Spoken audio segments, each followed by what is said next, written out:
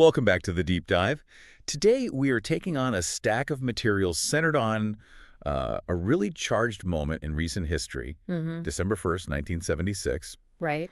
Our source is a major speech by Reverend Sun Myung Moon, delivered at Belvedere, New York, and the title is Self-Reflection.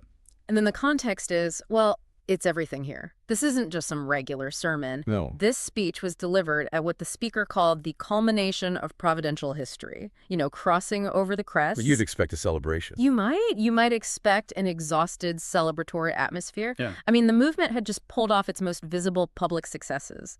Madison Square Garden, Yankee Stadium. And that huge Washington Monument rally just a few months before. Exactly. And that's the paradox we really have to dive into. After achieving these undeniable external victories, the leader looks out at his most dedicated people, His inner circle. the people at Belvedere, and he delivers this scathing critique. He says they look lax and blank. So the mission for this deep dive is to try and understand that bizarre contrast. Why, immediately after all that apparent success, did the internal spiritual standard suddenly become so relentlessly intense and so formulaic? Yeah, we're going to unpack the non-negotiable spiritual mathematics he presented.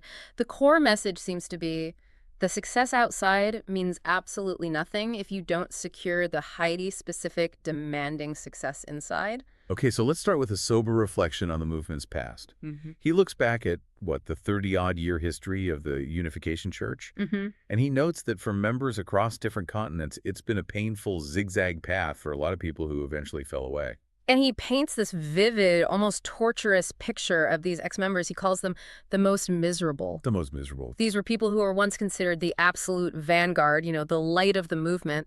But after leaving, they're now just wandering in darkness. And what's fascinating is the specific spiritual consequence he describes. It really sounds like he used the tragic history of those who left as this stark warning to the hundreds gathered there who were feeling, a bit lax. Absolutely.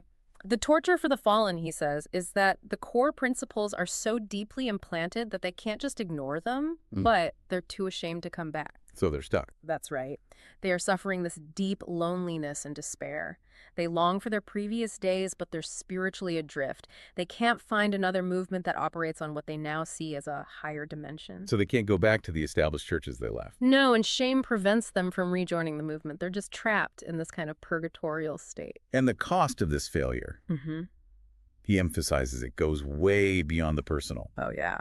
He says that if members fail, the consequence is cosmic. Not only will the world know it, but the whole spirit world will know.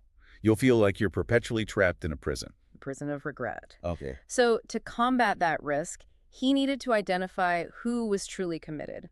He boils down the spiritual state of all the members into 4 key archetypes. Right. What were those? Well, first, you have the ones who've already fallen away. Okay. Then you have the lukewarm, the ones just going through the motions, taking the day-to-day for granted. The third type is interesting.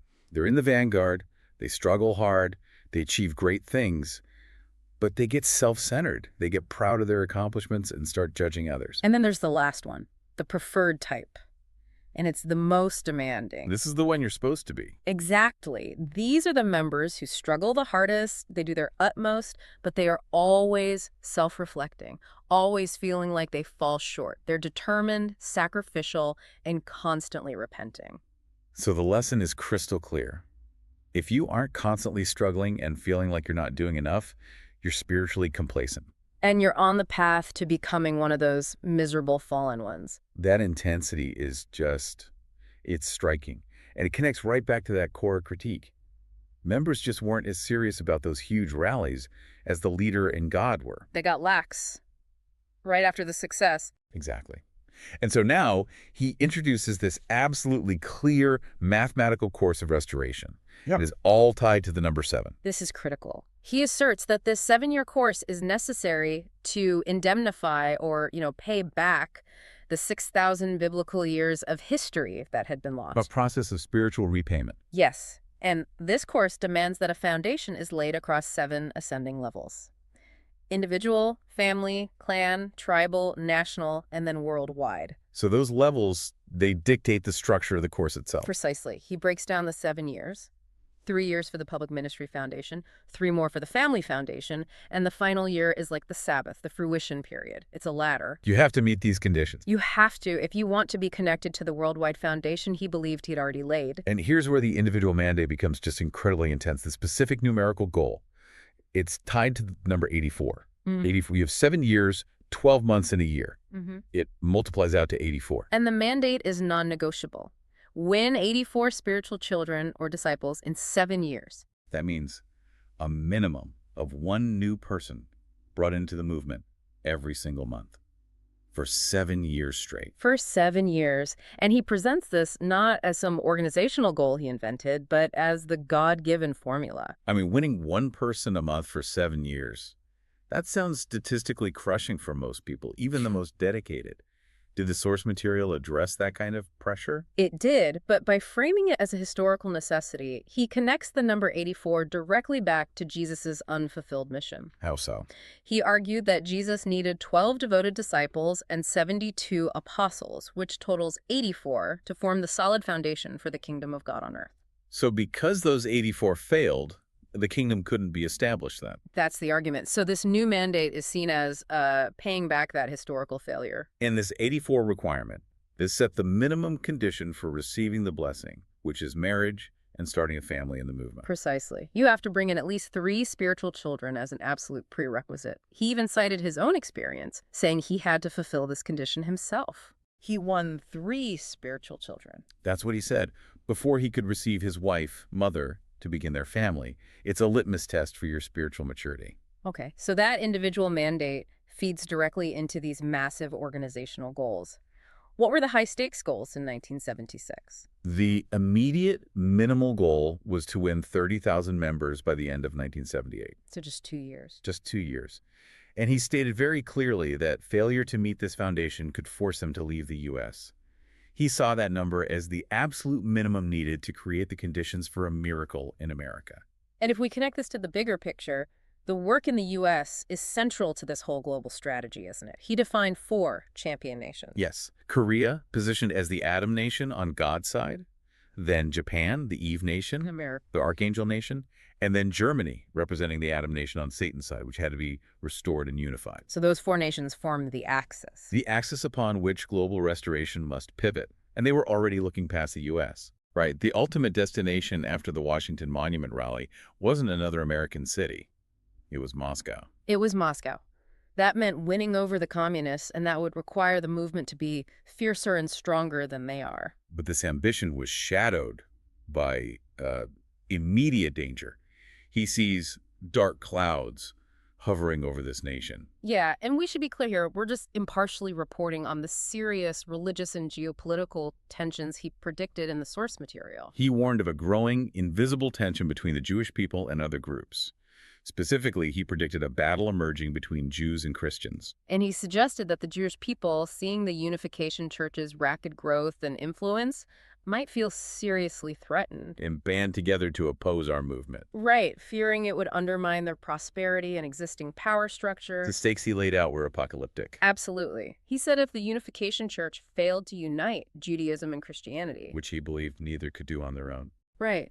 And if communists then infiltrated and exploited that tension, the whole world, starting with the U.S., could just crumble. And he stressed the central role the Jewish community needed to play in overcoming these barriers. Yes, implying the world outcome hung on the next few years, culminating around 1981 when he predicted the communist world would rapidly decline. Given those stakes, the focus had to shift immediately from those splashy external rallies To laying a robust internal foundation. through intense witnessing. The success or failure of everything depends on these next few years. And this internal push required an extreme personal commitment. It had to parallel his own 7-year course, which sets the standard. And the standard he describes is something else. I mean, he talks about not even taking off his clothes to sleep, eating without a table, fasting on his birthday. And feeling like a constant sinner until the mission was done. Exactly. Wow.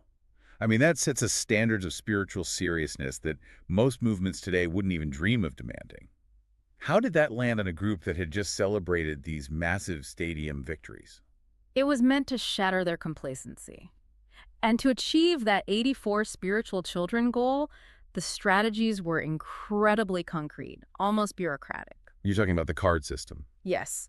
Beyond the minimum quota of one person per month, he introduced this detailed plan called the card system. That sounds like something out of management consulting, not a spiritual movement. Well, every single member, even staff at national headquarters, was responsible for 120 households. 120. They had to list the names of the family heads, record their hours worked, track how many people they brought in.